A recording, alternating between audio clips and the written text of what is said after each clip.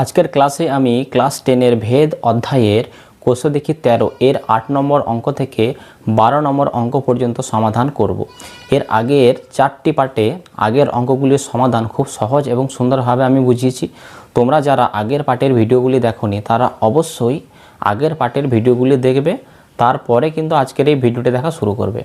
তোমরা যদি প্রথম থেকে শেষ পর্যন্ত প্রত্যেকটা ভিডিও ক্রমানুসারে দেখো তাহলে ভেদ অঙ্কের প্রতি তোমাদের একটা সঠিক ধারণা তৈরি হবে। চলো তাহলে আজকে আমরা 8 দাগের অঙ্ক থেকে শুরু করি। দেখো 8 দাগের অঙ্কে এখানে বলা হয়েছে 15 জন কৃষক 5 দিনে 18 বিঘা জমি চাষ করতে পারেন। ভেদ তত্ত্ব প্রয়োগ করে 10 জন কৃষক 12 বিঘা জমি কত দিনে চাষ করতে পারবেন তা নির্ণয় করি। দেখো এই ধরনের অঙ্ক তোমরা ক্লাস 7 এবং 8-এ ব্যাপকতর ত্রৈরাসিক পদ্ধতির মাধ্যমে সমাধান করেছিলে। চলো আমরা ঠিক একই রকমভাবে বিষয়টিকে বুঝবো ব্যাপকতর ত্রৈরাসিকের মাধ্যমে, কিন্তু যখন অঙ্কটা অ্যাপ্লাই করব তখন ভেদ তত্ত্ব প্রয়োগ করব। চলো তাহলে ব্যাপকতর ত্রৈরাসিক পদ্ধতির মাধ্যমে বিষয়টাকে আমরা বোঝার চেষ্টা করি। দেখো এখানে দেখো 3টি চলরাশির কথা বলা হয়েছে।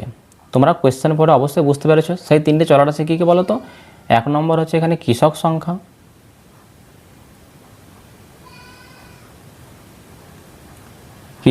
কৃষক সংখ্যা আমরা গুনবো কেমন করে, একজন দুইজন করে, তাহলে জন লিখবো এখানে। আর এই কৃষক সংখ্যা এত বড় একটা রাশিকে আমি ছোট্ট একটা লেটার দ্বারা ডিনোট করব বা চিহ্নিত করব, যে লেটারটা ধরবো সেটা কৃষক সংখ্যাকে বোঝাবে। তাহলে আমি মনে করো না কৃষক সংখ্যাকে আমি এ দ্বারা চিহ্নিত করলাম, এ লেটার দ্বারা চিহ্নিত করলাম। 2 নম্বর কি বলো তো, 2 নম্বর হচ্ছে জমির পরিমাণ আছে এখানে, তাহলে তুমি এখানে লিখবে জমির পরিমাণ। দেখো দিন সংখ্যাটা প্রথমে কেন লিখলাম না, কারণ যেটা নির্ণয় করতে বলা হয় সেটা সবার থেকে তুমি শেষে লিখবে, তাহলে তোমার বুঝতে খুব সুবিধা হবে। তাহলে জমির পরিমাণ লিখবো মাঝে। তাহলে জমির পরিমাণটা কোন এককে দেওয়া আছে বলো তো, বিঘাতে। ওকে, ব্র্যাকেটের মধ্যে রাখো এটা। দেখো এই জমির পরিমাণটাকে একই রকমভাবে আমরা একটা লেটার দ্বারা চিহ্নিত করব। মনে করো আমি বি দিয়ে বোঝাবো। ওকে, জমির পরিমাণটাকে আমি বি দ্বারা চিহ্নিত করলাম বা বি দিয়ে বোঝাবো। আর দেখো দিন সংখ্যা, আর একটা রাশি আছে সেটা হচ্ছে দিন সংখ্যা। এই দিন সংখ্যায় আমাদের নির্ণয় করতে হবে। এই দিন সংখ্যাকে আমি মনে করো সি দিয়ে চিহ্নিত করলাম, সি দ্বারা ডিনোট করলাম। তাহলে দেখো কৃষক সংখ্যা, জমি পরিমাণ আর দিন সংখ্যা, এই 3টি রাশি নিয়ে কথা বলা হয়েছে। কৃষক সংখ্যাকে আমি এ দিয়ে চিহ্নিত করছি, জমির পরিমাণকে আমরা বি দ্বারা চিহ্নিত করছি, আর দিন সংখ্যাকে আমরা সি দ্বারা চিহ্নিত করছি। ওকে, অর্থাৎ অঙ্কের মধ্যে যখন আমরা এ বি সি লিখবো, এ জমির পরিমাণকে বোঝাবে, এ কৃষক সংখ্যাকে বোঝাবে, আর সি দিন সংখ্যাকে বোঝাবে। এবার দেখো এইগুলো লেখার পর তারপর আমরা কী করতাম, এদের যে প্রথম লাইনের যে ডেটাটা দেওয়া আছে সেটা আমরা লিখতে হয়, এখানে লিখেছিলাম ওই অঙ্কে। দেখো তাহলে এখানে কি দেওয়া আছে, 15 জন কৃষক 18 বিঘা জমি 5 দিনে চাষ করতে পারে। তাহলে দেখো এখানে কী লেখা আছে, 15 জন কৃষক 18 বিঘা জমি চাষ করে কত দিনে বলো তো, 5 দিনে চাষ করে। তাহলে 15 জন কৃষক 18 বিঘা জমি চাষ করে 5 দিনে। তাহলে তোমাকে নির্ণয় করতে হবে কি, 10 জন কৃষক 12 বিঘা জমি চাষ করবে কত দিনে, সেটা হচ্ছে কোয়েশ্চেন মার্ক। অর্থাৎ দিন সংখ্যা নিচে দেখো কোয়েশ্চেন মার্ক চলে এসছে। প্রথম লাইনের ডেটা 3 জনেরই ছিল, এবার কৃষক সংখ্যা জমির পরিমাণ দেওয়া আছে, তাহলে দিন সংখ্যা কত। আগের সম্পর্কটা যেরকমভাবে হয়েছে সেই সম্পর্ক অনুসারে তাহলে দিনটা কত হবে। দেখো তারপর আমরা কি করতাম, যেটার নিচে কোয়েশ্চেন মার্ক আছে অর্থাৎ যেটা তোমাকে নির্ণয় করতে হবে, দিন সংখ্যা নির্ণয় করতে হবে, তাহলে যেটা নির্ণয় করতে বলা হয়েছে তার সাথে বাকি যে দুটো রাশি রয়েছে তাদের মধ্যে একটা সম্পর্ক আছে। সেই সম্পর্ক তুমি যদি নির্ণয় করতে পারো, এই অঙ্ক তোমার কাছে কিছুই না। বুঝতে পেরেছো? সর্বপ্রথম তোমাকে যেটা কাজটা করতে হবে, এই দিন সংখ্যার সাথে কৃষক সংখ্যার একটা সম্পর্ক আছে, আর দিন সংখ্যার সাথে জমির পরিমাণে একটা সম্পর্ক আছে। যখন দিন সংখ্যার সাথে যখন আমরা কৃষক সংখ্যার সম্পর্কটা নির্ণয় করব, তখন কিন্তু আমরা জমির পরিমাণটাকে দেখব না, তখন মনে করে নেবো ওটা ফিক্সড, ওটা ধ্রুবক রয়েছে। একই রকমভাবে দিন সংখ্যার সাথে যখন আমরা জমির পরিমাণের সম্পর্ক নির্ণয় করব, তখন কিন্তু কৃষক সংখ্যাটা আমরা দেখব না, ধরে নেবো এটা ফিক্সড বা অপরিবর্তিত। দেখো তাহলে দিন সংখ্যার সাথে কৃষক সংখ্যা, দিন সংখ্যার সাথে জমির পরিমাণের কি সম্পর্ক রয়েছে সেটা আগে আমরা একটা সুন্দর উদাহরণের মাধ্যমে বিষয়টি বুঝবো, তারপরে এখানে আমরা লিখব যে কোন ভেদের সম্পর্ক রয়েছে। দেখো তুমি যদি বিষয়টিকে এরকমভাবে বুঝতে চাও, মনে করে নাও আমি সর্বপ্রথম দিন সংখ্যার সাথে কৃষক সংখ্যার সম্পর্কটা দেখাচ্ছি। মনে করো না তাহলে জমির পরিমাণটা কি থাকবে, অপরিবর্তিত বা ধ্রুবক থাকবে। মনে করো না এটা একটা 100 বিঘা জমি, এখানে আমি একটা 100 বিঘা জমি নিলাম, মনে করো না এটা একটা 100 বিঘা জমি। এই 100 বিঘা জমিতে মনে করো না ধান চাষ করা হয়েছে। ওকে, এই 100 বিঘা জমিতে কী চাষ করা হয়েছে? ধান চাষ করা হয়েছে। এবার প্রথমে মনে করো নাও তুমি 50 জন কৃষক নিয়ে গেছো, 50 জন কৃষক নিয়ে এই 100 বিঘা জমি ধান তুমি কাটতে গেছো। সাপোজ তুমি ধরে নাও তোমার 70 দিন সময় লেগে গেছে। কত দিন সময় লেগেছে? 70 দিন সময় লেগে গেছে। তাহলে এই 100 বিঘা জমি ধান তুমি কাটতে গেছো 50 জন লোক নিয়ে বা কৃষক নিয়ে, তোমার কত সময় লেগেছে? 70 দিন সময় লেগেছে। এবার তুমি সাপোজ ধরে নাও এই একই জমি, এই 100 বিঘা জমি তুমি যদি আরও 10 জন লোক নিয়ে যেতে, বোঝা গেল, আরও 10 জন লোক তুমি অ্যাড করে দিলে, 50 ছিল প্রথমে, তখন 70 দিন সময় লেগেছিল। জমির পরিমাণ ফিক্সড, ওই 100 বিঘা জমি চাষ করব, কিন্তু আরও আমি লোক সংখ্যা বাড়িয়ে দিতে চাইছি। মনে করো না 10 জন আরও বাড়িয়ে দিলাম, তাহলে এখন 50 থেকে 10 বাড়িয়ে দিলে কত হবে? 60 জন হবে। তাহলে 60 জন লোক যদি ওই একই জমি অর্থাৎ 100 বিঘা জমি যদি চাষ করতে চাই, তাহলে দেখো এখন কিন্তু আর 50 জন লোক নেই। যখন 50 ছিল 70 দিন লেগেছে, আরও আমি 10 জন লোক পরের দিন এক্সট্রা নিয়ে গেছি। বোঝা গেল? তাহলে যে 10 জন লোক আরও এক্সট্রা আমি অতিরিক্ত নিয়োগ করলাম, তারা তো গিয়ে আর বসে থাকবে না, তারা কিছু না কিছু পরিমাণ কাজ করবে। তারা যদি কিছু না কিছু পরিমাণ কাজ করে, তাহলে কাজটা খুব দ্রুত সম্পূর্ণ হবে। আর দ্রুত সম্পূর্ণ হলে দিনের সংখ্যা কী হয়ে যাবে? কমে যাবে। তাহলে মনে করো না আগে 70 দিন হচ্ছিল, তো এখন মনে করো না সাপোজ 55 দিনে কাজটি সম্পূর্ণ হয়ে যাচ্ছে। তুমি ধরে নাও এখন 55 দিনে কাজটি সম্পূর্ণ হয়ে গেল। তাহলে দেখো কৃষক সংখ্যা বাড়ালাম, আর দেখো দিন সংখ্যা দেখো ফট করে এখানে কমে গেল। তাহলে দেখো এইদিকে বাড়াচ্ছি, একটা রাশির মান বাড়ালে অপর রাশির মান যদি হ্রাস পায়, তাহলে কি হয়? তাদের মধ্যে ব্যস্ত ভেদের সম্পর্ক থাকে। বুঝতে পেরেছো? একই রকমভাবে প্রথমে 50 ছিল, তুমি মনে করো না এখন 20 জন মনে করো কাজ ছেড়ে চলে গেছে, 20 জন মনে করো কাজ ছেড়ে চলে গেছে, তাহলে 50 ছিল। এখন মনে করো 30 জন লোক নিয়ে যদি কাজ করতে চাও এই 100 বিঘা জমি, যখন 50 জন ছিল তখনই লাগছিল 70 দিন। ওকে, এখন আরও 20 জন পালিয়ে গেছে কাজ ছেড়ে, তাহলে এখন 30 জন লোক হয়ে গেছে। তাহলে 30 জন লোক নিয়ে যদি কাজ করতে চাও, তাহলে কী হবে? বেশি দিন সময় লাগবে, মনে করো না 100 দিন সময় লেগে গেছে। তাহলে দেখো এখানে কি করলাম? লোক সংখ্যা কমিয়ে দিয়েছি, দিন সংখ্যা আমার বেড়ে যাচ্ছে। এদিকে যখন বাড়াচ্ছিলাম এদিকে কমছিল, এদিকে কমালাম এদিকে বৃদ্ধি পাচ্ছে। তাহলে কি সম্পর্ক হবে? দিন সংখ্যার সাথে কৃষক সংখ্যার যে সম্পর্কটি, সেটা হচ্ছে ব্যস্ত ভেদের সম্পর্ক। বুঝতে পেরেছো? কারণ আমরা জানি একটা রাশির মান যদি বৃদ্ধি পায়, অপর রাশি যদি হ্রাস পায়, বা এদিকে বৃদ্ধি পেলে এদিকে যদি হ্রাস পায়, এদিকে হ্রাস পেলে এদিকে বৃদ্ধি পেলে, এদের মধ্যে তাহলে ইনভার্স রিলেশন থাকে। বুঝতে পেরেছো? তাহলে এটা আমরা একটু পরে লিখছি। একই রকমভাবে আমরা দেখো এই ক্ষেত্রে যখন আমরা সম্পর্কটা নির্ণয় করলাম, তখন জমির পরিমাণটাকে দেখো আমরা ফিক্সড রেখেছি। 100 বিঘা জমি, কথায় বারবার বলছি, তো জমিটা ফিক্সড রয়েছে। বুঝতে পেরেছো? তাহলে এর সাথে এর যখন সম্পর্ক নির্ণয় করবো, জমির পরিমাণটা ফিক্সড থাকবে। এবার দেখো আমরা এই দিন সংখ্যার সাথে জমির পরিমাণের সম্পর্কটা একটু বুঝে নিই। যখন আমরা কৃষক সংখ্যা স্থির রাখবো, দেখো মনে করে নাও, এবার তুমি মনে করে নাও এটা একটা জমি, মনে করে নাও। ওকে, এটা একটা জমি। দেখো এবার এই জমিতে মনে করে নাও 100 জন লোক আমি কাজে লাগিয়েছি, 100 জন লোক। বোঝা গেল? 100 জন লোক বা 100 জন কৃষক। যখন তুমি 18 বিঘা জমি চাষ করছো, সাপোজ ধরে নাও তুমি 50 বিঘা জমি চাষ করেছো, 50 বিঘা জমি। এই 100 জন লোক নিয়ে তুমি 50 বিঘা জমি চাষ করতে গেছো। সাপোজ মনে করো নাও তোমার 70 দিন সময় লেগেছে। ওকে, তাহলে 100 জন লোক নিয়ে বা 100 জন কৃষক নিয়ে তুমি 50 বিঘা জমি চাষ করতে গেছো, তাহলে তোমার কত দিন সময় লাগলো? 70 দিন সময় লেগেছে। তুমি এই 100 জন লোক নিয়েই এবার মনে করো নাও সাপোজ 75 বিঘা জমি চাষ করতে গেছো। এক্সাম্পল হিসাবে নিচ্ছে এগুলো, বোঝা গেল? মনে করো না তুমি 75 বিঘা জমি চাষ করতে গেছো, তাহলে দেখো জমির পরিমাণটা এখানে কী হয়েছে? 50 থেকে বেড়ে এখন 75 হয়ে গেছে। কিন্তু আমি 100 জন, যখন 50 বিঘা জমি চাষ করছিলাম তখন 100 জন লোকই ছিল। এই 100 জন লোকই নিয়েই আমি এবার 75 বিঘা জমি চাষ করতে গেছি। তার লোক সংখ্যা তো ফিক্সড, বোঝা গেল? তাদের কার্য এফিসিয়েন্সি, কাজ করার এফিসিয়েন্সি তো সেমান, কিন্তু এখানে জমির পরিমাণটা যেহেতু বেড়ে গেছে, তার দিন সংখ্যাটা কী হয়ে যাবে? বেড়ে যাবে। মনে করো না 90 দিনে সম্পন্ন হচ্ছে, কারণ 100 জন লোকের এফিসিয়েন্সি তো একই, তারা তো একই পরিমাণ আগের দিন যেরকমভাবে কাজ করেছে সেই পরিমাণেই কাজ করে, সেরকমই কাজ করবে।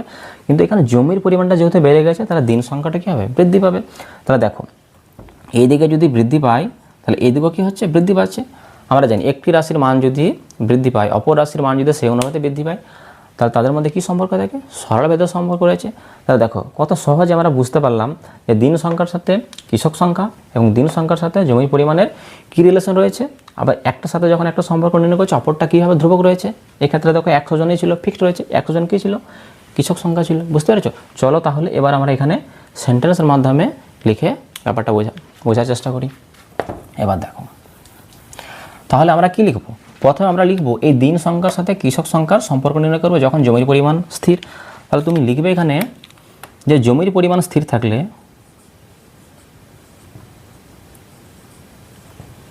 জমির পরিমাণ স্থির থাকলে অর্থাৎ অপরিবর্তিত থাকলে, তাহলে জমির পরিমাণ স্থির থাকলে দিন সংখ্যা ও কৃষক সংখ্যা কি ভেদে থাকে? ব্যস্ত ভেদে থাকে। তাহলে লিখব দিন সংখ্যা। দিন সংখ্যাটাকে এখানে সি দ্বারা চিহ্নিত করেছে, দিন সংখ্যা ও কৃষক সংখ্যা।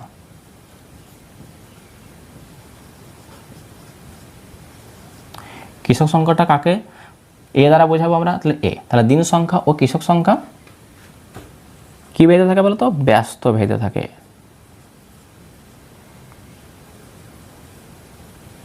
ওকে, তাহলে জমির পরিমাণ স্থির থাকলে দিন সংখ্যা ও কৃষক সংখ্যা অর্থাৎ সি আর এ ব্যস্ত ভেদে থাকে। তাহলে এটাকে আমরা এবার যদি গাণিতিকভাবে প্রকাশ করি যে ব্যস্ত ভেদের গাণিতিক রূপটা কি হয়, কীভাবে লিখতে হয়, সেগুলো তো আমরা আগের ক্লাসে শিখে এসেছি। তাহলে দিন সংখ্যা মানে সি আর কৃষক সংখ্যা মানে এ। তাহলে আমরা লিখতে পারি অতএব সি সমানুপাতিক 1/a। কারণ ব্যস্ত ভেদের গাণিতিক প্রকাশ কিন্তু এই রকম।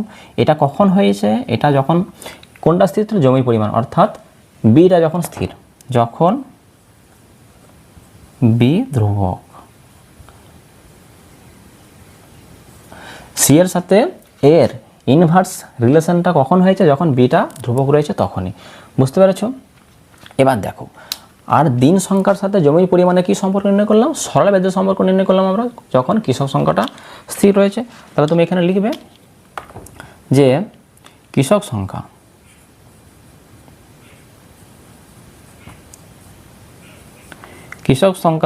স্থির থাকলে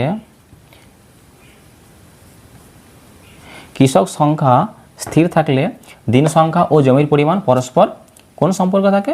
সরল ভেদের সম্পর্ক থাকে। তাহলে দিন সংখ্যা অর্থাৎ সি ও জমির পরিমাণ, জমির পরিমাণ বলতে এখানে বি বোঝাচ্ছে। তাহলে বি সরল ভেদে থাকে। বুঝতে পেরেছো? সরল ভেদে থাকে। এবার দেখো সরল ভেদের গাণিতিক প্রকাশ কীরকম হয়। দেখো সরল ভেদের গাণিতিক প্রকাশটা হচ্ছে ঠিক এরকম। এগুলো আমরা সব আগে জেনে এসেছি। দেখো দিন সংখ্যা, দিন সংখ্যা মানে তো এখানে সি সমানুপাতিক জমির পরিমাণ মানে বি। এখানে সরল ভেদ ডাইরেক্ট সম্পর্ক রয়েছে এখানে। কখন হয়েছে এটা? যখন কৃষক সংখ্যা স্থির। কৃষক সংখ্যাকে এখানে এ। তাহলে লিখবো যখন এ ধ্রুবক। তাহলে তোমরা বুঝতে পারলে? তাহলে সম্পর্কটা আমরা এবার নির্ণয় করতে পেরেছি। এবার দেখো অঙ্ক কত দ্রুত সম্পন্ন হবে। দেখো এবার আমরা কি করতে পারি? দেখো সি এর সাথে এ ইনভার্স আর সি এর সাথে বি একবার ডাইরেক্ট সম্পর্ক রয়েছে। তাহলে এই দুটোকে যদি এবার আমরা যৌগিক ভেদের উপপাদ্য অনুসারে যদি মার্জ করে দিই তাহলে আমরা কি পাবো সেটা দেখব। তাহলে এখানে তুমি লিখবে কি? এখানে তুমি লিখবে যে যৌগিক ভেদের উপপাদ্য অনুসারে, যৌগিক ভেদের উপপাদ্য। এটা কিন্তু আমি ফার্স্ট ক্লাসে বুঝিয়েছি যৌগিক ভেদের উপপাদ্য কি। তাহলে যৌগিক ভেদের উপপাদ্য অনুসারে আমরা কি লিখতে পারি? দেখো সি, দেখো এই সমানুপাতের চিহ্নে দেখো এখানে দেখো বাম দিকে দেখো সি আছে, এখানেও সি আছে। তাহলে দেখো বাম দিকে দুটোই সি। তাহলে এর সাথে আমি কীভাবে লিখতে পারি এটা? তাহলে লিখতে পারি এটা আমরা সি সমানুপাতি বি বাই এ। কেন? কারণ দেখো এই যে এটা নিচে রয়েছে, এ দাগের নিচে আছে মানে কি এর সাথে ইনভার্স রিলেশন বোঝাচ্ছে, আর বি ওপরে রয়েছে বলে এর সাথে ডাইরেক্ট বোঝাচ্ছে। কারণ দেখো বি এর সাথে ডাইরেক্ট আছে আর এর সাথে কি রয়েছে? ইনভার্স রয়েছে, ব্যস্ত ভেদে রয়েছে। এবার দেখো এবার আমরা এটাকে কি করব? এবার আমাদের কাজ হবে এই যে সমানুপাতের চিহ্ন, এই চিহ্নকে তুলে তুমি সমান করে দাও, দিয়ে একটা ধ্রুবক গুণ করো। দেখো এবার আমরা যে কাজটি করব সেটা হচ্ছে যে সি সমান সমান এই চিহ্নটাকে সমান করলাম, তার জন্য একটা ভেদ ধ্রুবক অর্থাৎ কে আমি গুণ করলাম। আর এখানে বি বাই এ যেমন আছে তুমি রাখো বি বাই এ, এখানে কিছু নেই মানে গুণ আছে। এখানে তুমি লিখবে কি? কে হচ্ছে অশূন্য ভেদ ধ্রুবক, কে অশূন্য ভেদ ধ্রুবক। তাহলে কি হচ্ছে? একটা অশূন্য ভেদ ধ্রুবক। এবার দেখো আর এটাকে তুমি 1 নম্বর সমীকরণ নাম দেবে। এটা হচ্ছে একটা সমীকরণ পেলাম আমি, 1 নম্বর সমীকরণ। এবার 3 নম্বর অঙ্ক যখন আমি করিয়েছিলাম তখন আমি তোমাদের বারবার বলেছিলাম প্রথমে এইখানে যে সম্পর্ক 1 নম্বর যে সমীকরণটা পেলাম এখানে এবার সি এ বি সি এদের মানটা বসিয়ে তোমাকে সর্বপ্রথম কোন মান নির্ণয় করতে হয়, ভেদ ধ্রুবকের মান নির্ণয় করতে হয়। অর্থাৎ এদের মধ্যে কি কোন মাল্টিপ্লাই বা ভাগ হয়ে এদের মধ্যে এইগুলো হয়েছে সেগুলো তোমাকে জানতে হবে আগে। অর্থাৎ প্রথমে তোমাকে কে এর মান নির্ণয় করতে হয়, বুঝতে পেরেছো? তাহলে কে এর মান যদি আমি নির্ণয় করতে চাই তাহলে এ বি সি এই তিনটের মানই আমাকে জানতে হবে। দেখো প্রথম সারিতে দেখো, এখানে দেখো প্রথম সারির ডেটাটা দেখো, তুমি এখানে এই মানটাকে তুমি বসিয়ে দেবে। প্রথম লাইনের ডেটাটাকে তুমি যদি এখানে পুট করো তাহলে তুমি কে এর মান পাবে। তারপরে পরের লাইনে তথ্য আমরা অটোমেটিক দেখো এখানে দিন সংখ্যা কী করে নির্ণয় করব। দেখো এ এর মানটা আমরা 15 বসাবো, বি এর মানটা কত 18, আর সি এর মানটা 5 বসিয়ে কে এর মানটা আমরা কত পাই সেটাকে দেখে নেবো, বুঝতে পেরেছো? তাহলে দেখো সি এর মানটা কত আছে, সি আছে, সি এর ভ্যালু কত আছে 5 লিখো এখানে সমান, কে তো জানি না কেটাই তো নির্ণয় করবো, ইন্টু বি কত আছে বলো তো প্রথম 18, তাহলে 18 লিখো বাই এ কত, এ হচ্ছে 15, বুঝতে পারছো তোমরা? এবার দেখো এবার আমার কে এর মান দরকার, তাহলে কে সমান সমান আমি কি লিখতে পারি, কে সমান সমান দেখো 5 সমানের এইদিকে দেখো বাম দিকে আগের থেকেই রয়েছে, আর এই 18/15 যদি সমানের যদি বাম দিকে চলে আসে তাহলে ভাগ হয়ে যাবে, মানে উল্টে যাবে, 15 চলে যাবে উপরে আর 18 চলে আসবে কি নিচে। একটু কাটাকাটি করে নাও, 3 দিয়ে কাটো, 3 5 15 আর 3 6 18, 3 দিয়ে কাটছে দেখো 15 আর 18 এদিকে 3 দিয়ে ভাগ করা যায়, 3 5 15 3 6 18, তাহলে উপরে কত পাচ্ছে 5 গুণ 5, 5 5 কত 25 আর নিচে কত 6। তাহলে কে এর মানটা ভেদ ধ্রুবকের মানটা আমরা কত পেলাম 25/6, বুঝতে পেরেছো? এবার এই 1 নম্বর সমীকরণে যদি আমি 1 নম্বর সমীকরণ কোনটা বলতো এইটা, এই 1 নম্বর সমীকরণে যদি কে এর মান বসিয়ে দিই তাহলে দেখো আমরা 2 নম্বর একটা সমীকরণ পাবো। চলো তাহলে এইটুকুনি অংশ আমি একটু মুছে দিচ্ছি, ওকে? এই মিডিলের অংশটুকু আমি একটু মুছে দিচ্ছি।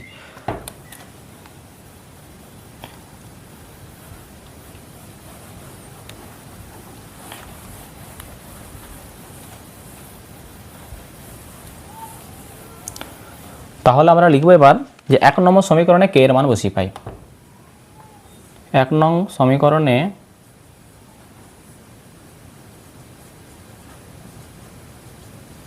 কে এর মান বসিয়ে পাই। তাহলে 1 নং সমীকরণে যদি আমি কে এর মান বসিয়ে দিই তাহলে কী পাবো, 1 নং সমীকরণ কোনটা বলো তো, এই যে এখানে ছিল, কী ছিল বলো তো, সি সমান সমান কে ইন্টু কী ছিল এখানে বি/এ ছিল, বি/এ, এটা ছিল 1 নম্বর সমীকরণ। তাহলে এই 1 নম্বর সমীকরণ আমরা কে এর মান বসাবো, সি যেমন আছে রেখে দাও, কে এর মানটা কত বলো তো 25/6, তাহলে কে এর জায়গায় আর কে লিখবো না, কে এর মান আমরা জানি কত 25/6 এসছে, তাহলে 25/6 লিখবে ইন্টু বি/এ, এটাকে তুমি 2 নম্বর সমীকরণ নাম দাও, বুঝতে পারছো? 1 নম্বর সমীকরণ এখানে যে কে এর মানটা নির্ণয় করলাম সেটা তুমি পুট করবে, দিয়ে একটা নতুন একটা এ বি সি এদের মধ্যে একটা রিলেশন আছে এখানে এ বি, এখানে যেটা পেয়েছি না এ বি সি আছে আর এখানে গুণ আছে 25/6, এই এ বি সি এর মধ্যে সম্পর্ক হচ্ছে এটা, এর আমি নাম দিয়েছি কি 2 নম্বর সমীকরণ। এবার এই 2 নম্বর সমীকরণে দেখো এই দ্বিতীয় লাইনে যে ডেটাটা দেওয়া আছে এ আর বি এর ডেটা তুমি যদি পুট করে দাও, দেখো এ আর আমাকে সি বের করতে হবে, দিন সংখ্যা বের করতে হবে, তো তাহলে দেখো এ আর বি এর মান যদি আমি বসিয়ে দিই তাহলে সি এর মানটা অটোমেটিক্যালি পেয়ে যাবো, বুঝতে পেরেছো? কারণ এ বি সি এর মধ্যে সম্পর্ক আমি জানি, এটা হচ্ছে এ বি সি এর মধ্যে সম্পর্ক, কে এর মান যে আমি 1 নম্বর সমীকরণে বসিয়ে দিয়েছি না, এ বি সি এর মধ্যে রিলেশন পেয়ে গেছে আমি। মানে এ আর বি এর মান এবার পুট করে দাও, এ এর মানটা দেওয়া ছিল দেখো 10 আর বি এর মানটা কত 12, তাহলে সি এর মানটা নির্ণয় করতে হবে, দেখো সি সমান সমান পেয়ে গেছে। তাহলে তুমি লিখবে এখানে যে 2 নম্বর সমীকরণে 2 নম্বর সমীকরণে কার কার মান বসাবো বলো তো, এ সমান সমান কত বসাবো 10, কমা আর বি সমান সমান কত বসাবো 12 বসিয়ে পাই। দেখো তাহলে দেখো এইখানে দেখো 2 নম্বর সমীকরণটা কী ছিল, সি সমান সমান 25/6 ইন্টু বি/এ, তাহলে সি তো বের করো, সি বাম দিকে যেমন আছে রেখে দাও, এখানে 25/6 যেমন আছে রেখে দাও, গুণ বি এর মানটা কত 12, তাহলে বি এর জায়গায় 12 লেখো, নিচে এ আছে এর মানটা কত 10, এখানে তুমি কি করবে কাটাকাটি করো, দেখো 6 1 কে 6, 6 2 12, 2 5 10, 5 5 কত পেলাম 25 পেলাম, তাহলে সি সমান সমান কত পাচ্ছি 5 পাচ্ছি। আমাকে জানতে চাইছিল তো, সি জানতে চাইছিল, দেখো জিজ্ঞাসা চিহ্ন জায়গায় কত এসছে 5 এসছে, তার মানে কি 10 জন কৃষক 12 বিঘা জমি কত দিনে কাজ সম্পন্ন করবে, 5 দিনে কাজটা সম্পন্ন করবে। তাহলে তুমি এখানে লিখে দেবে এবার কি, তাহলে তুমি এখানে লিখবে উত্তরটা কি লিখবে, তাহলে তুমি এখানে লিখবে অতএব 10 জন কৃষক 12 বিঘা জমি, 10 জন কৃষক 12 বিঘা জমি 5 দিনে চাষ করতে পারবে। ওকে, তাহলে এটি হয়ে গেল তোমাদের কি বলতো 8 নম্বর অঙ্কের সমাধান। আশা করি তোমরা অঙ্কটি বুঝতে পেরেছো। আর আমার চ্যানেলের ভিডিওগুলি তোমাদের যদি খুব ভালো লেগে থাকে তাহলে অবশ্যই কিন্তু একটা লাইক করবে এবং চ্যানেলটি সাবস্ক্রাইব করে নেবে। দেখো একটা ভিডিও করতে কিন্তু প্রচুর পরিশ্রম লাগে, লাইক করলে কি বলতো মোটিভেশন পাওয়া যায় পরবর্তী ভিডিও করার জন্য। চলো এবার আমরা চলে যাব 9 দাগের অঙ্কে। দেখো এবার আমরা সমাধান করে নেব 9 দাগের অঙ্কটি। 9 দাগের অঙ্কে এখানে বলা হয়েছে গোলকের আয়তন গোলকের ব্যাসার্ধের ত্রিঘাতের সঙ্গে সরল ভেদে রয়েছে। 1/1/2, 2 এবং 2/1/2 মিটার দৈর্ঘ্যের ব্যাস বিশিষ্ট 3টি নিরেট গোলককে গলিয়ে একটি নিরেট গোলক বানানো হলো। তাহলে নতুন গোলকের ব্যাসের দৈর্ঘ্য নির্ণয় করি। দেখো এটা আগে আমরা বিষয়টি বোঝার চেষ্টা করব, তারপরে অঙ্কে আসছি। দেখো প্রথম লাইনে কী দেওয়া আছে যে কোনো গোলকের আয়তনটা নাকি তার ব্যাসার্ধের ত্রিঘাতের সাথে সরল ভেদে রয়েছে। এই কথাটির অর্থ তোমাদের একটু আমি বুঝিয়ে দেওয়ার চেষ্টা করি। মনে করে নাও এটা একটা গোলক। ওকে, এই যে গোলকটা নিয়েছি আমি, এই গোলকের এটা হচ্ছে কি ব্যাসার্ধ রেডিয়াস, এর মানটা সাপোজ তুমি ধরে নাও 2 মিটার। ওকে, এখানে একটা গোলক নিয়েছি, এর রেডিয়াস বা ব্যাসটা আমি 2 মিটার ধরে নিয়েছি। এবার এর থেকে একটু বড় মাপের আমি এখানে একটা গোলক নিচ্ছি এরকম। এটা হচ্ছে রেডিয়াস, এই রেডিয়াসটা সাপোজ তুমি ধরে নাও 4 মিটার। ওকে, তাহলে এই গোলকের তুমি যদি আয়তন নির্ণয় করতে চাও তাহলে কোন ফর্মুলা অ্যাপ্লাই করবে? 4/3 পাই আর কিউব। কারণ তোমরা তোমাদের সিলেবাসেই গোলক বলে যে অধ্যায়টি রয়েছে সেখানে তোমরা গোলকের অঙ্ক করেছো 4/3 পাই আর কিউব। তাহলে এই গোলকের যদি আমি আয়তন নির্ণয় করতে চাই তাহলে আমাকে এই ফর্মুলা প্রয়োগ করতে হবে। একই রকমভাবে এখানে যে গোলকটা রয়েছে এর আয়তন নির্ণয় করতে গেলেও আমাকে সেম ফর্মুলা 4/3 পাই আর কিউব। এবার দেখো তাহলে কোন গোলকটার আয়তন বেশি হবে, কোন গোলকের আয়তন বেশি হবে সেটা আমরা কী করে বুঝবো? দেখো এই গোলকের যখন আমি আয়তনটা নির্ণয় করছি তখন দেখো 4/3 পাই আর কিউবের সাথে এখানেও গুণ করছি। আবার দেখো 2 নম্বর যখন আমি গোলকের আয়তন নির্ণয় করছি তখনও দেখো এখানেও 4/3 পাই এখানেও আছে। তাহলে কেন এটা আমি করতে যাব? 4/3 পাই এখানেও আছে এখানে আছে, দুই জায়গাতে কমন, মানে এটা গুণ করার কোনো অর্থ নেই। দুই জায়গাতেই গুণ হচ্ছে মানে কি এটা তো ফিক্সড মান, এটা তো ধ্রুবক। দুটো সূত্রের মধ্যে 4/3 যেহেতু গুণ হচ্ছে তাহলে আয়তনটা কার বেশি হবে? যার আর বেশি হবে, যার আর বেশি, অর্থাৎ যার রেডিয়াস বেশি হবে তার আয়তন বেশি হবে। কারণ 4/3 পাই দুটোর সাথেই কিন্তু গুণ হবে, কমন জিনিস গুণ করে তো কোনো লাভ নেই, সেই সেম রেজাল্ট দেবে। তাহলে আয়তনটা নির্ভর করবে কার উপর? আর এর উপর। বোঝা গেল? আর যার যে গোলকের আর যত অর্থাৎ ব্যাসার্ধ যত বেশি হবে, যদি এইটার আমি কত ধরেছি 4 ধরেছি তাহলে 4 তার কিউব, 4 কিউব কত হবে? 64 হবে। আর এখানে আর এর মানটা কত ধরেছি 2, 2 এর কিউব কত হয়? 8 হয়। তাহলে এই গোলকের আয়তন কত হবে? 8 হবে। এই গোলকের আয়তন কত হবে? 64 হবে। বুঝতে পেরেছো? 4/3 পাই দুটোর মধ্যেই কমন জিনিস গুণ করে কোনো লাভ নেই। তার জন্য এখানে বলা হয়েছে যে কোনো গোলকের আয়তন মানে ভি, ভলিউম বলা হয় আয়তনকে, মানে ভি সমানুপাতিক বা সরল ভেদে রয়েছে কি ব্যাসার্ধের ত্রিঘাতের সাথে। আর মানে ব্যাসার্ধ, আর মাথায় পাওয়ারে যদি 1 লেখো তাহলে 1 ঘাত, 2 লিখলে দ্বিঘাত, পাওয়ারে যদি 3 থাকে কিউব থাকলে কি হয়? ত্রিঘাত বলা হয়। তার জন্য আয়তনটা ব্যাসার্ধের ত্রিঘাতের সাথে সরল ভেদে থাকে গোলকের ক্ষেত্রে। বুঝতে পেরেছো? তাহলে প্রথম লাইনের অর্থ তোমরা বুঝতে পেরেছো। এবার দেখো অঙ্কে যে মূল কনসেপ্ট বলেছে 3টি নিরেট গোলককে গলিয়ে একটা বড় গোলক বানানো হয়েছে, সেই নতুন গোলকের আয়তনটা এখানে ব্যাসের দৈর্ঘ্যটা কত হবে সেটা নির্ণয় করতে বলা হয়েছে। দেখো এখানে কোয়েশ্চেনে কি বলেছে? কোয়েশ্চেনে বলেছে 3টি নিরেট গোলক। সাপোজ ধরে নাও এটা একটা গোলক, এটি একটা গোলক, আর এখানে আর একটা গোলক আছে। এরকম 3টে গোলক আছে, ব্যাস দেওয়া আছে, অর্থাৎ এই প্রান্ত থেকে এই প্রান্ত পর্যন্ত পুরো মাপটা কত? প্রথমটার পরিমাপ দেওয়া আছে 1/1/2 মিটার, তোমার এটা বইয়ের মধ্যে পেয়ে যাবে। দ্বিতীয়টা হচ্ছে 2 মিটার, আর এটা কত বলো তো? এটা হচ্ছে 2/1/2 মিটার।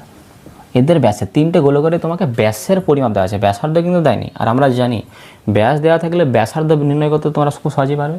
কারণ কি বলো তো? ব্যাসের অর্ধেক হয়, ব্যাসের অর্ধেক হয় ব্যাসার্ধ। পুরোটা যদি ব্যাস হয় তাহলে সেন্টার থেকে এইটুকুনি কি হয়? ব্যাসার্ধ হয়, এর অর্ধেক করে দেবো। এবার দেখো তাহলে প্রথম গোলকের ব্যাসার্ধটা প্রথম লিখেই নাও এখানে 2 1 2 আর 3, 3/2। তাহলে 3/2 হচ্ছে কি ব্যাস। একে যদি আমি 2 দিয়ে ভাগ করি, কারণ ব্যাসকে 2 দিয়ে ভাগ করলে ব্যাসার্ধ পাওয়া যায়, তাহলে কত হবে? এটা 3/4 হবে এটা। তাহলে প্রথম ছোট গোলকটার ব্যাসার্ধ কত? 3/4। 2 নম্বরটা কত হবে? 2কে 2 দিয়ে ভাগ করলে কত হবে? 1 হবে, 1 মিটার পাবো এটা আমি। আর এটা কত বলো তো 2 2 4 আর 5, 5/2, 5/2, একে আমি 2 দিয়ে ভাগ করব, তাহলে 5 কত 4। তাহলে এখানে যে গোলকগুলো দেওয়া ছিল ছোটো ছোটো নিরেট গোলকগুলো, তাদের ব্যাসার্ধ কত 3/4, 1 মিটার, আর হচ্ছে 5/4 মিটার ব্যাস দেওয়া ছিল, সেখান থেকে আমি ব্যাসার্ধ নির্ণয় করলাম। এবার দেখো প্রশ্নে বলেছে কি এই 3টি নিরেট গোলককে গলিয়ে একটা বড় গোলক তৈরি করা হয়েছে, সেই গোলকের ব্যাসার্ধ কত হবে। তাহলে মনে করো নাও এই গোলক, দ্বিতীয় গোলক এবং তৃতীয় গোলক, এই 3টে গোলককে গলানো হচ্ছে। তাহলে গলানোর ফলে যে নতুন গোলকটা তৈরি হবে, তাহলে এই 3টে গোলকের মোট যা আয়তন হবে, এই 3টে গোলকের মোট আয়তনের সমষ্টির সঙ্গে সমান হবে কি এই বড় বা নতুন গোলকটির আয়তন। কারণ এখান থেকে যে গলানোর ফলে এখান থেকে ম্যাটেরিয়ালসটা এর মধ্যে আসবে, এখান থেকেও আসবে, এখান থেকে আসবে, 3টে গোলক থেকে আসবে। তাহলে এটা কি হবে 3টে গোলকের আয়তন যা হয় ঠিক ততটা মাপেরই কিন্তু নতুন গোলকটা হবে। বুঝতে পেরেছো? এই 3টে গোলককে মনে করে গলিয়ে এরকম একটা আয়তনের একটা গোলক, নতুন একটা গোলক পেলাম। বোঝা গেল? এই 3টে গোলকের আয়তন যা হবে যোগফলের সাথে এর একা সেটা হবে। এবার এটার তোমাকে কী বের করতে হবে, এটা তোমাকে ব্যাসের দৈর্ঘ্যটা নির্ণয় করতে দেওয়া হয়েছে। বুঝতে পেরেছো? তাহলে আমরা এখানে প্রথমে কি লিখব, তাহলে এর ব্যাসার্ধটা আমরা জানি না, এটা আমরা নির্ণয় করব। তাহলে এখানে তুমি প্রথমে লিখবে, আমরা কোয়েশ্চেন নম্বর 9-এ চলে এসেছি। তাহলে এখানে লিখবো আমরা যে ধরি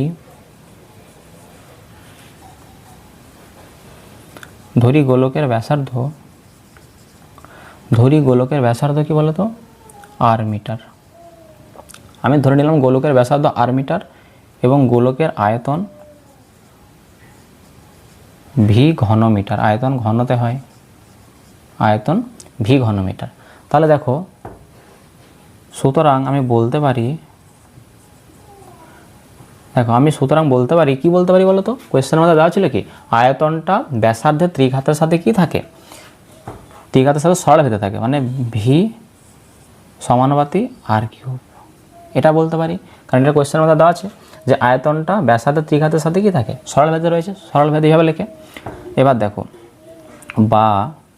এবার এই যে সমানুপাতিক চিহ্ন, এটাকে তুলে তুমি একটা সমান চিহ্ন দেবে, তার জন্য কী করতে হবে, একটা ভেদধ্রুবক গুণ করবে। তাহলে ভি সমান একটা ভেদধ্রুবক নিয়ে আসলাম কে, আর r কিউব যেমন আছে রেখে দাও। এখানে ব্র্যাকেটের মধ্যে কী লিখবে, কে অশূন্য ভেদধ্রুবক, অশূন্য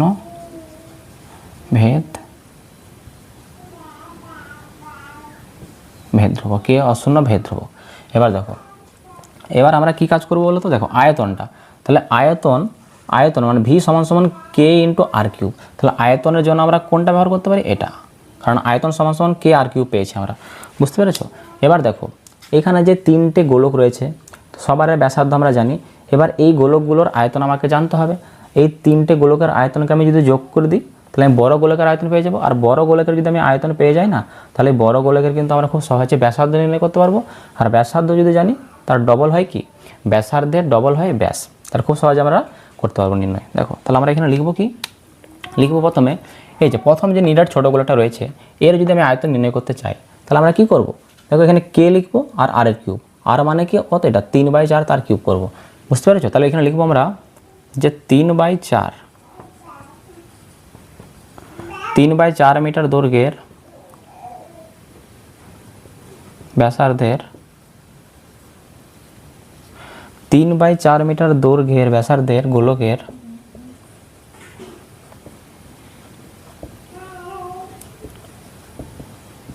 দেখো এটা আমি একটু মুছে দিচ্ছি, ওকে, তোমরা বুঝতে পেরেছো?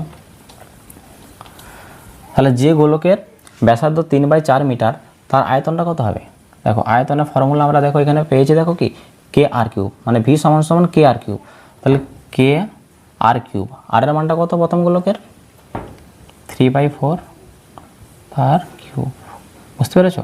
তাহলে সমান সমান আমি কি লিখতে পারি, এখানে তো ঘন মিটার লিখবে,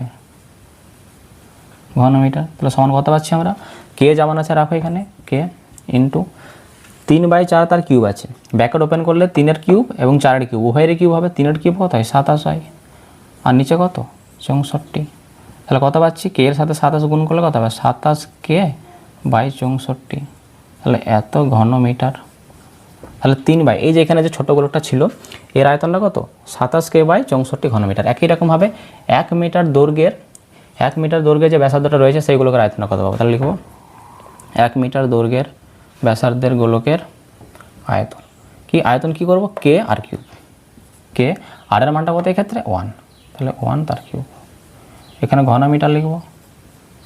তাহলে দেখো কে যেমন আছে রাখবো, 1 কিউবে 1 হয়, 1 সাথে কে গুণ করলে কি হবে, কে ঘনমিটার হবে এটা। ওকে, কে ঘনমিটার। একই রকমভাবে 5/4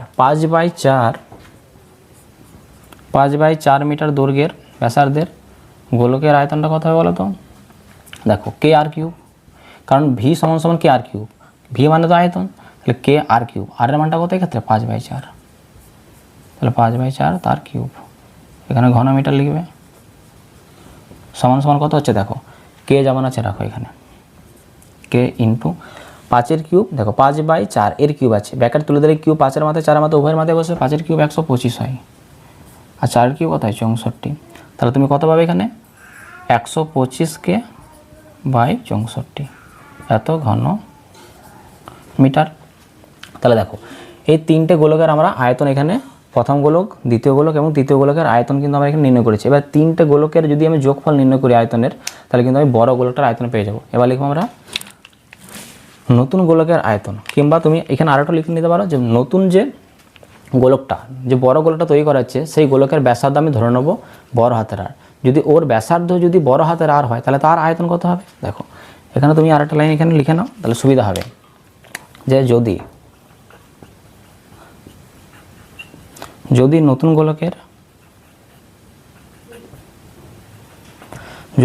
গোলকের ব্যাসার্ধ আর হয় তাহলে আয়তন,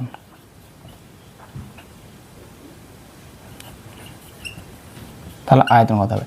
দেখো যখন এদের ব্যাসার্ধ যখন 3/4 হচ্ছিল তখন কীরকমভাবে আয়তন বের করেছিলাম, কে ইন্টু করে বের করেছিলাম। একই রকমভাবে নতুন গোলকের যে ব্যাসার্ধ তার আর হলে কি হবে, কে ইন্টু আর কিউব হবে। বুঝতে পেরেছো, আর এর কিউব করছিলাম, দেখো আর এর সব কিউব করেছিলাম, কে ইন্টু আর কিউব। তাহলে কে যেমন আছে রাখলাম, এর ব্যাসার্ধ আমি আর ধরেছি, তাহলে আর কিউব এত ঘনমিটার হবে। এটা আমরা লিখে নিলাম। বুঝতে পেরেছো।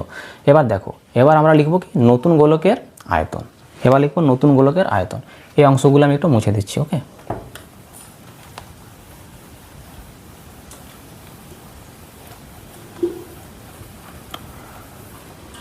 তাহলে আমরা এবার লিখব অতএব নতুন গোলকের আয়তন।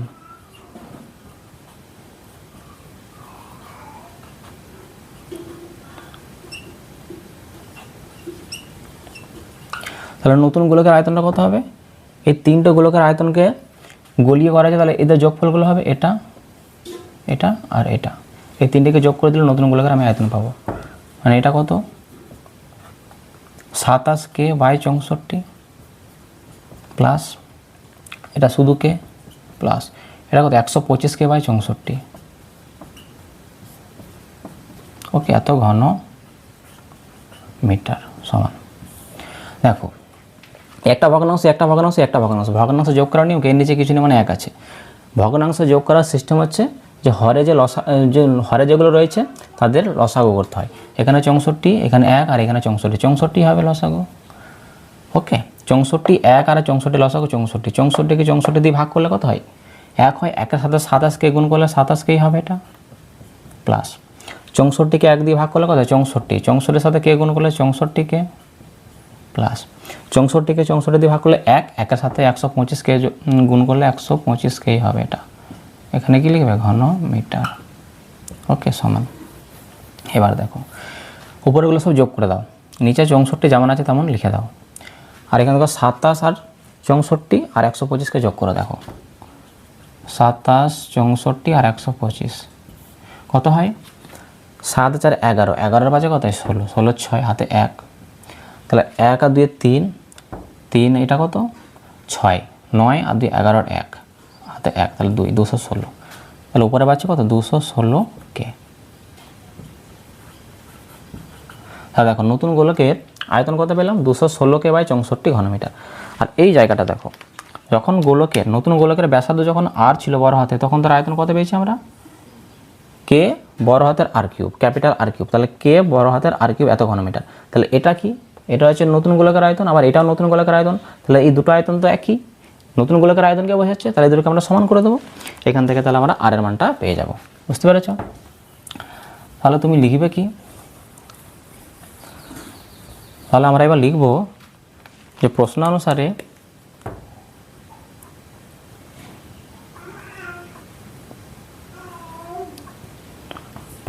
তুমি কি লিখবে?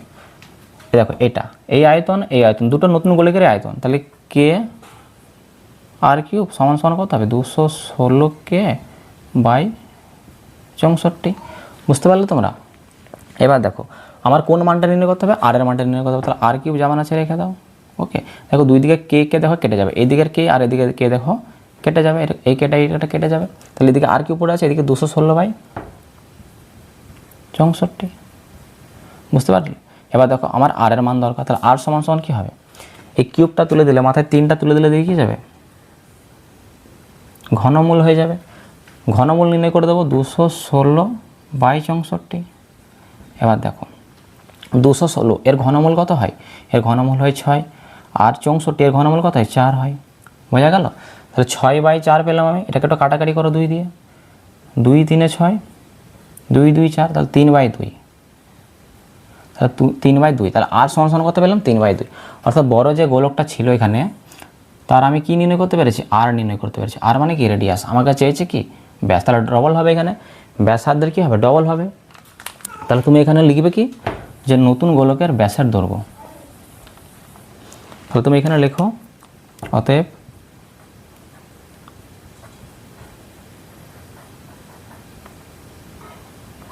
নতুন গোলকের ব্যাসের দৈর্ঘ্য। তাহলে নতুন গোলকের ব্যাসের দৈর্ঘ্য কত হবে? ডবল হবে। 3 বাই 2, তার সাথে 2 গুণ করে দেবো। মিটার 2 দিয়ে কেটে দিলে কত? 3 মিটার হবে। বুঝতে পেরেছ? তাহলে নতুন গোলকের ব্যাস কত হবে? 3 মিটার হবে। এটাই হয়ে গেল 9 দাগের অঙ্কের সঠিক সমাধান। এবার আমরা চলে যাব পরের অঙ্কে। দেখো এবার আমরা সমাধান করে নেব 10 দাগের অঙ্কটি। দেখো 10 দাগের অঙ্কে এখানে বলা হয়েছে ওয়াই দুটি চলের সমষ্টির সঙ্গে সমান, যার একটি এক্স চলের সঙ্গে সরলভেদে এবং অন্যটি এক্স চলের সাথে ব্যস্ত ভেদে আছে, এবং এক্স সমান 1 হলে ওয়াই সমান -1 এবং এক্স সমান 3 হলে ওয়াই সমান 5, এবং এক্স ও ওয়াইয়ের মধ্যে তাহলে সম্পর্ক নির্ণয় করতে হবে। দেখো এক্স আর ওয়াইয়ের মধ্যে সম্পর্ক তোমাকে এখানে স্থাপন করতে হবে। দেখো প্রশ্নের মধ্যে কী বলা আছে? এক্স দুটি চলের সমষ্টির সঙ্গে সমান। তাহলে এই কথাটিকে যেভাবে বলেছে, প্রশ্ন যেভাবে বলেছে, সেই হিসাবে যদি আমরা লিখতে চাই, তাহলে চল দুটো আমার জানা নেই। যে বলেছে ওয়াই দুটি চলের সমষ্টির সঙ্গে সমান, তাহলে চল দুটোকেও তোমাকে প্রথম ধরে নিতে হবে। চলো তাহলে এখানে আমরা লিখবো প্রথমে, তাহলে 10 নম্বর অঙ্ক। তাহলে তুমি লিখো যে ধরি চল দুটি হলো এ ও বি। তুমি ধরে নাও প্রথমে, ধরি চল দুটি যথাক্রমে এ ও বি। তাহলে ওয়াই যে দুটি চলের সমষ্টির সঙ্গে সমান, সেই দুটি চলকে আমি ধরে নিলাম। একটা চল হচ্ছে এ আর একটা চল হচ্ছে বি। এবার দেখো প্রশ্ন যেরকমভাবে বলেছে সে অনুসারে যদি আমরা লিখি এটাকে, তাহলে আমরা লিখবো এখানে প্রশ্ন অনুসারে। তাহলে প্রশ্ন অনুসারে তুমি কি লিখবে? প্রশ্ন অনুসারে বলেছে ওয়াই দুটি চলের সমষ্টির সঙ্গে সমান। তাহলে দেখো এই ওয়াই আছে না, এই ওয়াই দুটি চল কী কী ধরেছে? এ আর বি। তাহলে এ আর বি তাদের সমষ্টি মানে কি? দুটি চলের সমষ্টি মানে একটা চল ধরেছি এ আর একটা চল ধরেছি বি, তাহলে সমষ্টি মানে যোগফল, তাদের সাথে ওয়াইটা সমান হবে। তাহলে ওয়াই সমান সমান এ প্লাস বি। তাহলে ওয়াই দুটি চলের সমষ্টির সঙ্গে সমান হচ্ছে এখানে। বুঝতে পেরেছ? এবার দেখো এবার বলেছে কি এইখানে যে দুটি চল আছে, এই দুটি চলের একটি, মনে করো না এটা, এই এটা এখানে যে দুটো চল আছে সেই দুটো চলের মধ্যে প্রথম যে চলটা অর্থাৎ এটি এক্সের সঙ্গে কী রয়েছে? সরল ভেদে রয়েছে। আর অন্য একটা যা চল রয়েছে অর্থাৎ বিটা, এটা নাকি এক্সের সাথে ব্যস্ত ভেদে রয়েছে। তাহলে এইগুলোকে এবার আমরা লিখবো। তাহলে এখানে আমরা লিখতে পারি এ মানে একটি চল এ, তাহলে সেটা এক্সের সাথে সরল ভেদে রয়েছে। সরল ভেদে এইভাবে লিখি আমরা, সরল ভেদে থাকলে। আর একটা যে চল রয়েছে বি, এটা কি বলতো? এই বিটা নাকি এক্সের সাথে ব্যস্ত ভেদে রয়েছে। তাহলে ব্যস্ত ভেদের গাণিতিক রূপ কি? 1/x। তাহলে দুটো চল এক্সের সাথে কীভাবে রয়েছে সেটা আমরা লিখলাম এখানে। দেখো এবার দেখো এ এই সমানুপাতিক চিহ্ন তুলে তুমি এখানে সমান চিহ্ন দাও, তার জন্য একটা ভেদধ্রুবক গুণ করতে হয়। মনে করো না K1 ধরে নিলাম আমি, আর এক্স যেমন আছে রাখলাম। একই রকমভাবে এখানে বি যেমন আছে রাখো, এই সমানুপাতিক চিহ্ন তুলে সমান দাও, তুমি এখানে একটা ভেদধ্রুবক গুণ করবে, মনে করো না K2, আর এখানে 1/x যেমন আছে তুমি রেখে দেবে। বোঝা গেল? তাহলে বি সমান সমান কী হবে? এখানে K2, এখানে কিছু না মানে গুণ আছে, K2 × 1 করলে K2 হবে বাই কি এক্স।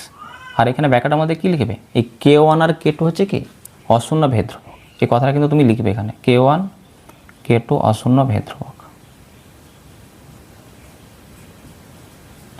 অশূন্য ভেদ ধ্রুবক, এটা তুমি এখানে লিখবে। K1 K2 হচ্ছে অশূন্য ভেদ ধ্রুবক।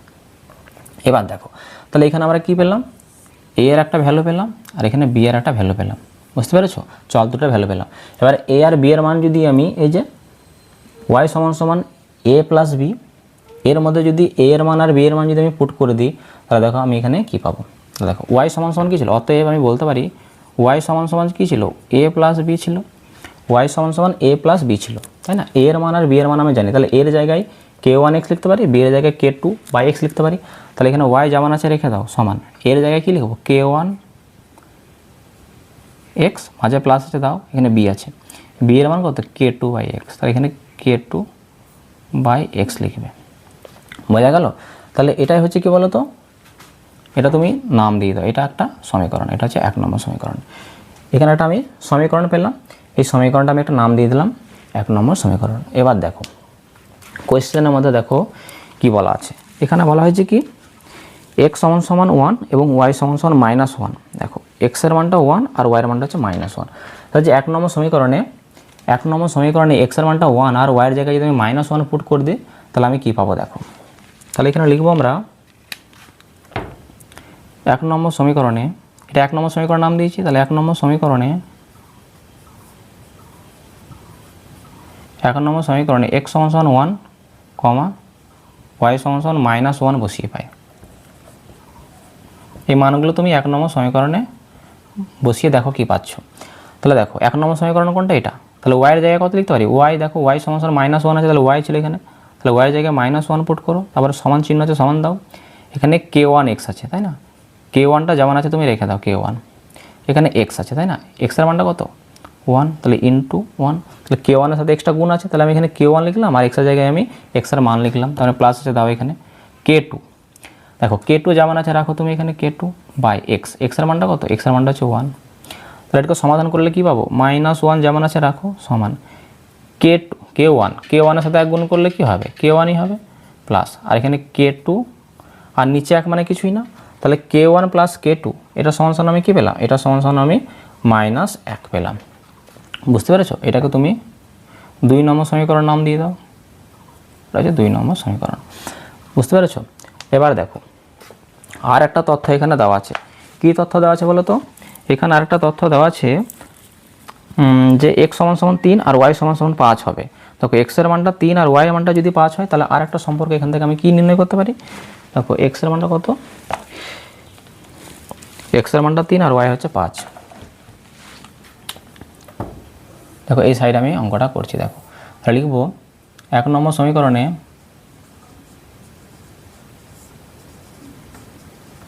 x সমান সমান 3, y সমান সমান 5।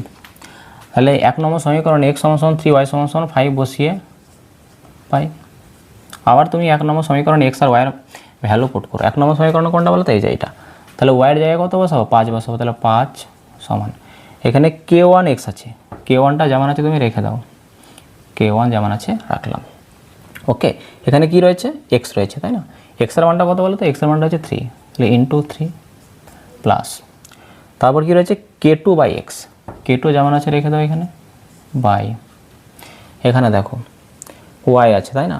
সরি এখানে x আছে, তাহলে x এর মানটা কত, x এর মানটা হচ্ছে 3, এখানে 3 পুট করো, তাহলে এখানে আমরা কি লিখতে পারি 5 সমান সমান K1 এর সাথে 3 গুণ করলে কি হবে, 3K1 হবে, এটা প্লাস আর এটা কত K2/3, এই 3K1 এর নিচে কিছু নেই মানে 1 আছে, তাহলে 5 যেমন আছে রাখো সমান 1 আর 3 লসাগু কত হবে, 3 হবে। তাহলে 3কে যদি আমি 1 দিয়ে ভাগ করি তাহলে কত হবে, 3, 3 এর সাথে 3K1কে যদি গুণ করি তাহলে 3 3 9, 9K1 প্লাস 3 1কে 3 1 পাবো, 1 এর সাথে K2কে গুণ করলে K2ই পাবো, তাহলে 5 সমান সমান কত পাচ্ছি, বা একবার লেখা এটা দেখো 3টা এদিকে এসে গুণ করে দেবো, 3টা দেখো সমানের ডান দিকে দেখো দাগের নিচে আছে মানে ভাগ আছে, এটাকে যদি বাম দিকে পাঠিয়ে দিই তাহলে গুণ হবে, তাহলে 15 হবে সমান সমান 9K1 প্লাস K2। বুঝতে পারলে? বা এটাকে তুমি সোজা করে লিখবে 9K1 প্লাস K2 সমান সমান কত 15, এটাকে আমরা 3 নম্বর সমীকরণ নাম দিলাম। বোঝা গেল? তাহলে এটাকে আমরা 3 নম্বর সমীকরণ নাম দিলাম। এবার তুমি যদি এই 3 নম্বর সমীকরণ থেকে যদি এই 2 নম্বর সমীকরণ যদি বিয়োগ করে দাও, দেখো এটা 3 নম্বর সমীকরণ, এটা হচ্ছে 2 নম্বর সমীকরণ, তাহলে 3 নম্বর সমীকরণ থেকে যদি আমি 2 নম্বর সমীকরণ মাইনাস করি তাহলে কী পাবো দেখো। তাহলে এখানে লিখব 3 নম্বর মাইনাস 2 নম্বর করে পাই। তাহলে 3 থেকে 2 তুমি মাইনাস করে দাও। 3 নম্বর কোনটা বলো তো? এই দেখো এটা 9k1 প্লাস k2 সমান কত? 15। আর 2 নম্বরটা কত? এই দেখো এটা k1 প্লাস k2 সমান -1। এবার একটু সাইনগুলোটা চেঞ্জ করো, কারণ বিয়োগ করছি আমরা। দেখো এই k1 এর আগে কিছু নেই, মানে প্লাসে মাইনাস হবে, এটা প্লাস আছে মাইনাস হয়ে যাবে, আর এটা মাইনাস আছে প্লাস হয়ে যাবে। দেখো তাহলে এটা -k2 আর এটা +k2 কেটে যাবে, মাইনাসে প্লাসে মাইনাস হয়। তাহলে 9টা k1 থেকে যদি আমি একটা k1 বাদ দিই তাহলে 8টা k1 পড়ে থাকবে, সমান সমান প্লাসে প্লাসে প্লাস, 15 রাখে কোথায় 16 হবে। তাহলে k1 এর মানটা আমি কত? 16, 8 এদিকে এসে ভাগ হবে, 8 দুগুণে কত? 16। তাহলে k1 এর মানটা আমরা কত পেলাম? 2 পেলাম। k1 এর মানটা আমরা কত পাচ্ছি? 2 পাচ্ছি। বুঝতে পেরেছো? k1 সমান 2 পাচ্ছি। এটা তুমি মনে রাখবে।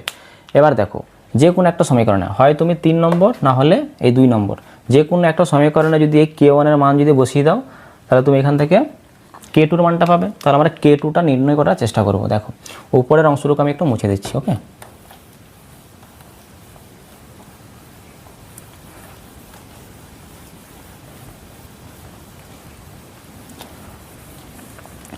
তাহলে তুমি লিখবে এবার কি?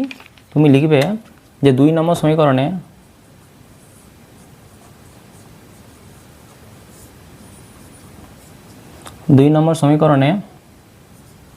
k1 সমান 2 বসিয়ে পাই।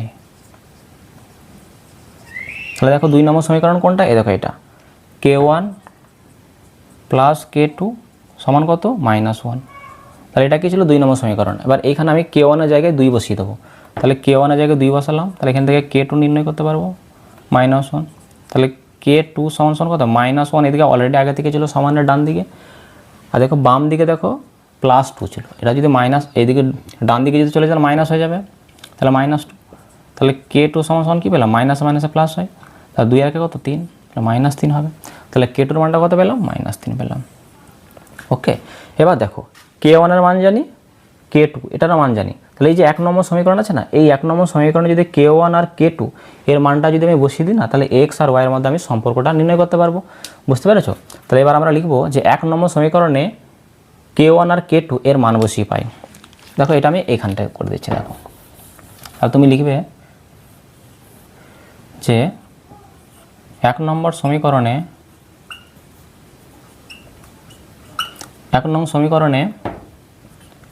k1 ও k2 এর মান বসিয়ে পাই।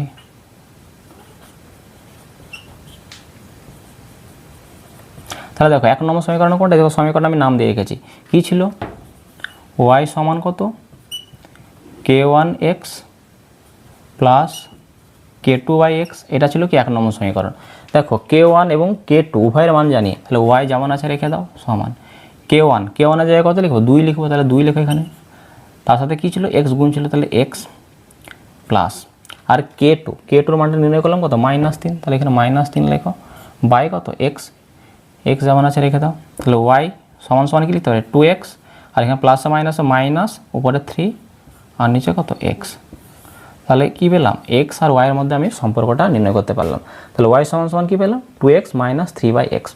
তাহলে প্রশ্নের মধ্যে বলা হয়েছিল কি x আর y এর মধ্যে সম্পর্ক। তাহলে এটি হয়ে গেল এই অঙ্কের সঠিক উত্তর।